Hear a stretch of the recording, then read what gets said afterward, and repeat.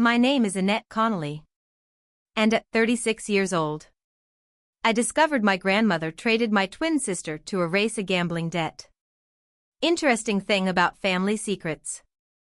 They usually survive because everyone mistakes silence for love. The truth arrived in a white cardboard box at my grandparents' 60th wedding anniversary. A DNA kit. Party favor. 200 guests. 4 generations of Canellis packed into St. Andrew's Community Hall eating pot roast beneath gold streamers while my cousin Paige bounced between tables smiling proudly. Thought it'd be fun, she announced. Let's see if we're really all Canellis. Everyone laughed. My grandmother Martha didn't. Interesting, honestly. Because panic only flashes across a practiced liar's face for half a second. Most people missed it. I didn't. Martha tightened her fingers around the armrest of her chair so hard the knuckles turned white. Then she smiled again immediately. Controlled. Elegant. Dangerous. At the time, I didn't understand why. 11 weeks later, 3 marriages were collapsing. 2 inheritance documents were under legal review. And I learned I had a full biological sister nobody in my family had mentioned for 39 years. But honestly, the DNA results weren't the part that broke me. The thing that broke me was the photograph hidden inside my grandmother's jewelry box. The photograph she'd been secretly looking at for decades while pretending one of her granddaughters didn't exist. The Canellis are an Ohio family. Old school. Loud during holidays. Quiet about anything important. My grandfather Earl built a hardware store on Route 9 in 1967. My grandmother Martha built the family hierarchy around it. Nobody questioned Martha. Not publicly. She controlled holiday seating charts. Inheritance discussions. Phone trees. Who got invited? Who got frozen out? Interesting, honestly. Because some women don't run families emotionally. They run them administratively. My mother Linda was Martha's most loyal soldier. She answered the phone on the first ring every time Martha called. Even at midnight. Even on Christmas morning. My father Robert managed the hardware store after Grandpa Earl's stroke. Quiet man. Avoided conflict the way accountants avoid missing receipts. And me? I became useful. That was my role. Interesting thing about daughters who become useful. Families mistake reliability for permanent availability. I handled Grandpa's taxes at 22. Managed Medicare paperwork at 25. Built the family trust spreadsheets at 28. Insurance claims. Property tax filings. Prescription reimbursements. If paperwork existed. Eventually it landed on my desk. And honestly, I thought usefulness earned love. It doesn't. It earns dependency. At family dinners my mother introduced everyone else by achievements. Paige works in media. Dean Jr. is finishing law school. Katie just got engaged. Then eventually. And Annette's here too. Interesting, honestly. Because invisibility sounds polite inside certain families. Still. I built a good life. Husband. Daughter. Senior accountant position paying $95,000 a year. Normal suburban stability. But there was always one strange thing. I didn't fully look like anyone else in the family. Same jaw as Dad maybe. Same eye color. But the cheekbones? The crooked smile? The height? Nobody could explain those. Mark joked once that half my genetics came from strangers. Turns out, he was closer to the truth than either of us realized. My grandmother kept a jewelry box on the mantel in her living room. Mahogany wood. Brass latch chipped on one corner since 1993. It sat there my entire childhood. Untouched. Guarded. Interesting honestly. Because secrets always orbit objects eventually. When I was 7, I asked what was inside. Old things, Martha replied immediately. Nothing for little girls. I never asked again. Nobody did. But sometimes, when she thought nobody was watching, Martha stared at that box like it contained something alive. The anniversary party happened in June. Community hall. White tablecloths. Church-shaped cake. Grandpa Earl silent beside Martha in his wheelchair while she gave a speech about loyalty and family legacy. People applauded. Earl said nothing. Interesting thing about guilty men. Sometimes silence becomes the only apology they know how to offer. Then Paige handed out the DNA kits. Most people laughed. Tossed them into purses. Made jokes about being secretly Italian. My mother called the kits silly. My father went straight to the bar. And my grandmother smiled too quickly. That mattered later. 11 weeks afterward. Tuesday night. Kitchen table. Cup of tea gone cold beside my laptop. I opened my DNA results. Ancestry percentages first. Normal enough. Northern European. German. Scandinavian traces. Nothing dramatic. Then I clicked DNA relatives. First result. My husband Mark. Second. A cousin. Third. Distant match. Fourth. Full sibling. Interesting honestly. Because some words split your life into before and after permanently. The profile name read. Lenner Briggs. 50% shared DNA. Not half-sister. Not cousin. Full biological sibling. I refreshed the page 3 times. Same result. Same woman. Same impossible reality. I was an only child. I had always been an only child. At least. That's what my mother told me my entire life. I remembered sitting on Linda's lap at 8 years old asking why I didn't have brothers or sisters. God only gave us you, sweetheart. Interesting honestly. Because lies told gently still rearrange people permanently. I sat at that kitchen table for 2 hours staring at Lenner Briggs's blurry profile picture. Mark came in after the baseball game ended. Asked if I was coming upstairs. I lied and said soon. Then reopened the DNA page after he left. Interesting thing about accountants. Once numbers stop making sense, we keep checking them until reality does. I didn't call my mother the next morning. Most people would have. Most people would scream. Demand answers. Cry. But I audit financial fraud professionally. And honestly? You never alert people before reviewing the records. Stories change. Evidence disappears. So instead, I hired a forensic genealogist. Dr. Marilyn Cho. $3,200 retainer. Birth records. Hospital archives. DNA databases. Court filings. I wanted the truth documented before my family had time to rewrite it. Interesting thing about buried secrets. The people protecting them usually panic the moment they sense movement. That afternoon, my mother called casually. Did you ever take that DNA test? Her voice sounded too careful. Too light. Like somebody casually checking whether a fire already reached the hallway.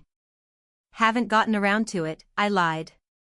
Good, Linda replied immediately. Pause. Those things cause more trouble than they're worth. Interesting sentence. Because innocent people rarely fear information. After we hung up, I opened the Notes app on my phone and typed one line. Mom called probing about DNA results. She already knows they're dangerous. Then the marriages started collapsing.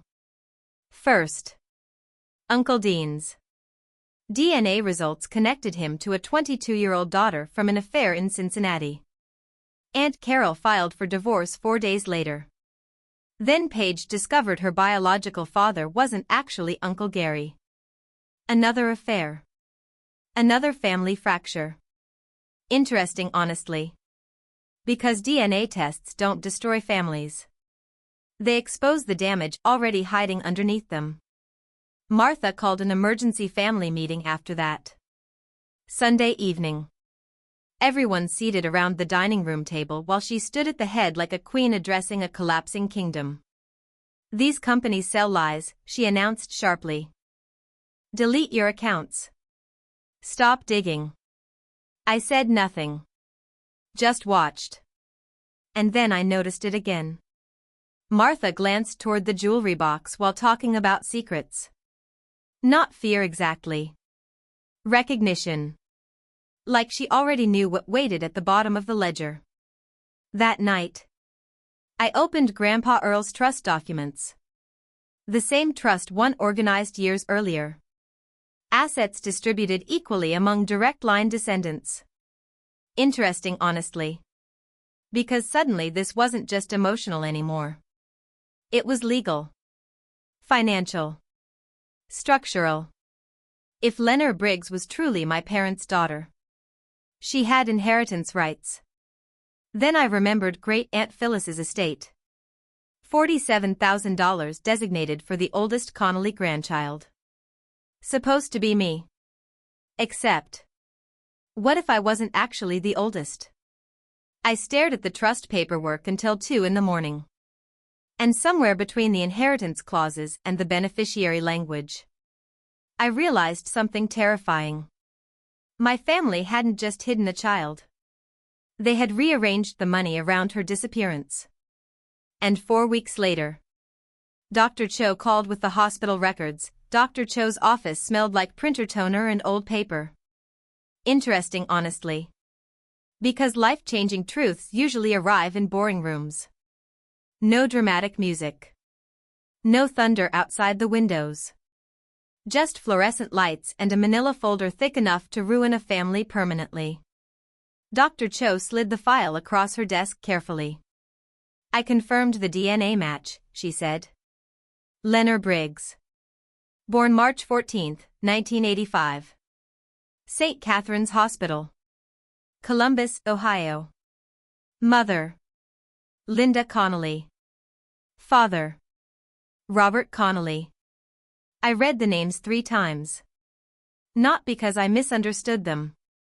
Because sometimes your brain needs repetition before reality fully enters your bloodstream. Interesting thing about betrayal. It almost always arrives in official paperwork first.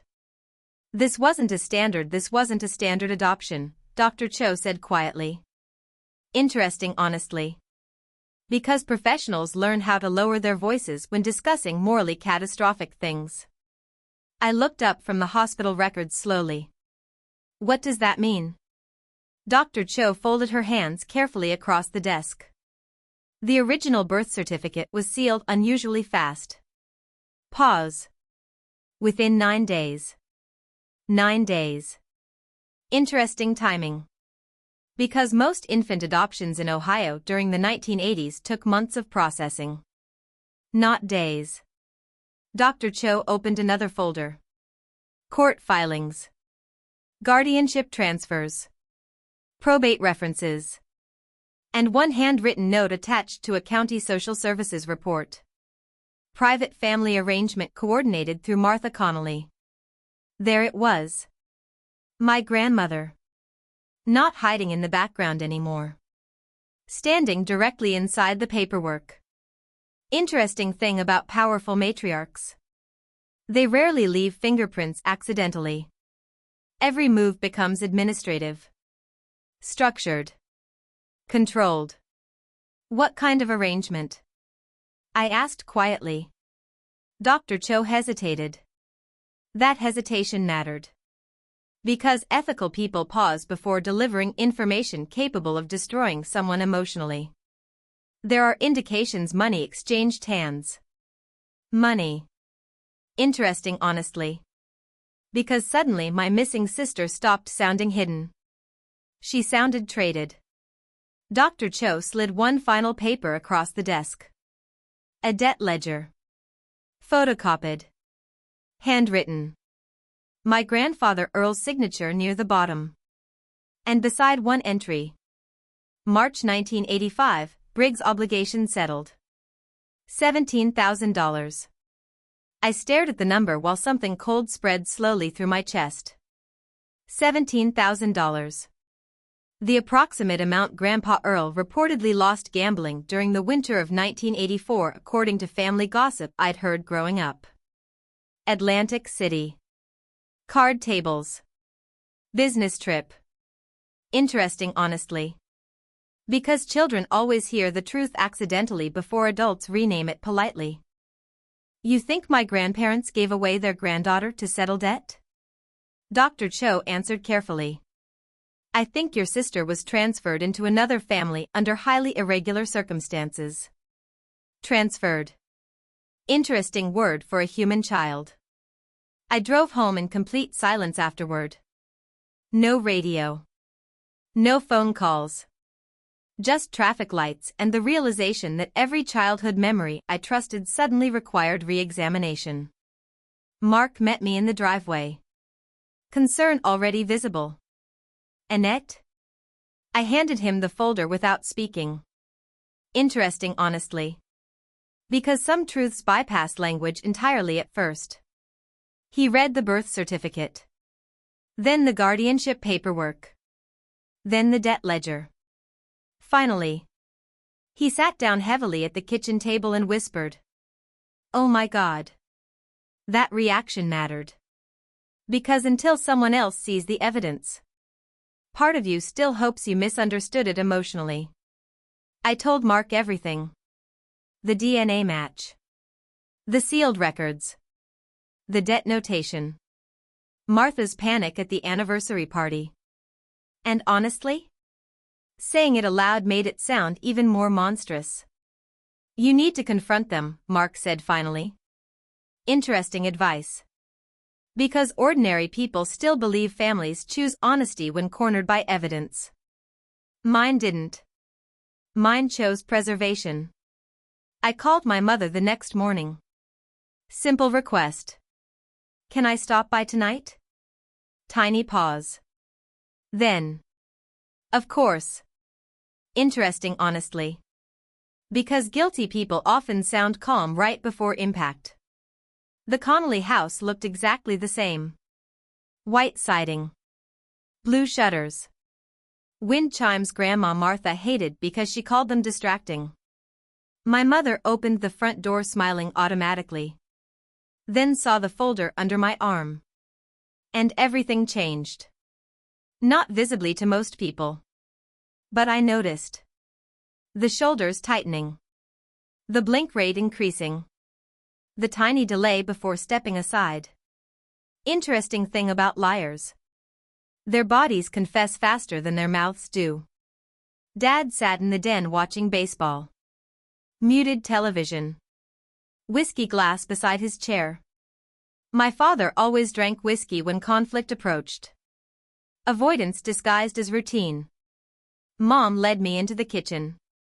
Same kitchen where she packed my school lunches for 13 years. Same kitchen where she once told me God only gave them one child. I placed the folder gently on the table. Then slid the birth certificate toward her. Silence. Huge silence. My mother didn't touch the paper. Didn't deny it either. Interesting, honestly. Because innocent people usually grab documents immediately. Guilty people recognize them first. Who is Leonard Briggs? I asked quietly. Mom sat down slowly. And honestly? She looked older in that moment than I'd ever seen her. Not angry. Not defensive. Exhausted. Like somebody who spent decades carrying a secret too heavy for one nervous system. Dad walked into the kitchen after maybe 30 seconds. One glance at the table. One glance at Mom's face. And he already knew. Interesting thing about buried family secrets. The people protecting them usually stop needing explanations years earlier. She found out, Mom whispered. Dad closed his eyes briefly. Tiny movement. Massive meaning. Then he poured himself more whiskey before sitting down. Not denial. Preparation. I asked the question directly. Did I have a twin sister? Mom started crying immediately. Interesting, honestly. Because tears arrive faster than truth in most families. Yes. One word. Quiet enough to destroy my entire understanding of childhood. I couldn't breathe properly for a second after hearing it aloud. Not metaphorically. Literally. Because suddenly every empty feeling I carried growing up rearranged itself into recognition. Where is she? Mom covered her mouth with both hands. I don't know. Interesting answer. Not dead. Not adopted. Not gone. Just. I don't know. Dad finally spoke then. Low voice. Careful. Her name was Lena. Was. Interesting word choice for someone supposedly alive. Mom shook her head immediately. Lenner, she corrected softly. Pause. Martha changed it. There it was again. My grandmother. Always administrative. Always controlling names. Seating charts. Inheritance structures. Human lives. What happened? I asked. Dad stared into the whiskey glass for several seconds before answering. Your grandfather owed money. There it was. No softening. No euphemism. Just debt. Interesting, honestly. Because eventually the truth becomes too ugly for polite language. Mom started talking quickly after that. Like decades of silence suddenly cracked open internally.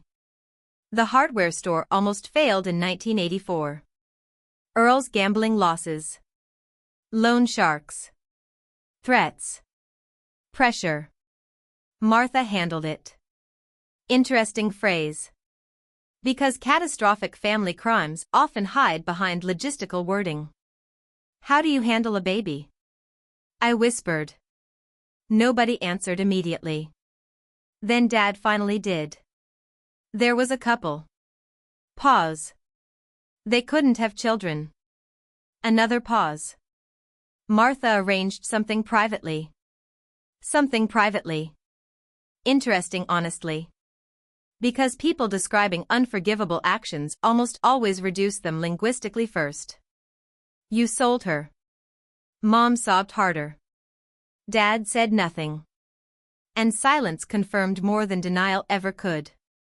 I stood up so quickly the chair scraped violently across the tile. 40 years. 40 years my family buried an entire person beneath church dinners and Christmas cards and fake stories about only children. Interesting thing about massive betrayal. Anger arrives slower than disorientation initially. I looked directly at my mother. Did you ever try finding her? That question shattered her immediately.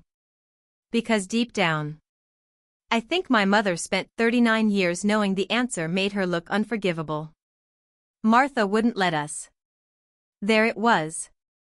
The family excuse. The queen. The matriarch. The woman everyone obeyed even when morality disappeared. Interesting, honestly. Because cowardice spreads collectively inside families over time. She was your baby. Mom whispered something so quietly I almost missed it. I held her for 6 days. 6 days. I imagined it instantly. 2 newborn girls. 2 bassinets. Then one disappearing while adults called it necessary. The image physically hurt. Dad finally looked at me directly. We thought she'd have a better life. Interesting justification. Because people benefiting from terrible decisions always rewrite them as sacrifice later. A better life than what? Silence again. Then Mom answered. Then ours. And honestly? That sentence haunted me more than the debt itself. Because somewhere in 1985, my family decided poverty justified giving away a child quietly, then pretending she never existed afterward. I grabbed the folder. The birth certificate. The debt ledger.